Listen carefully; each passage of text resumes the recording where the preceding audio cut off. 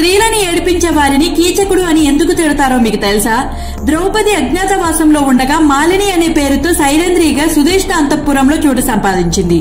అయితే సుదేష్ణ సోదరుడు కీచకుడు ద్రౌపదిని చూసి మోహవేశంలో పడి, అందానికి నిర్వచనంగా ఉన్న నీవు సైరంధ్రిగా ఉండడం ఏమిటి? ఇక నీవు సైరంధ్రిగా ఉండాల్సిన అగత్యం లేదు, నా పట్టపురాణిని చేసుకుంటా, నువ్వు ఒప్పుకుంటే చాలు, నీకు సర్వభోగాలు కల్పిస్తాను అంటూ కీచకుడు ఆమెని ఊరించాడు, బతిమాలాడు, ప్రాధేయపడ్డాడు. ఆమె దేనికి లంగకపోయేసరికి చివరికి బెదిరించాడు. అదే మొదలు కీచకుడు ద్రౌపదిని అనేక సార్లు వెంటపడుతూ వేధిస్తూ సతాయిస్తున్నాడు. ద్రౌపదిని వేధిస్తున్న సంగతి తెలుసుకున్న భీముడు అసహనంతో రగిలిపోయాడు.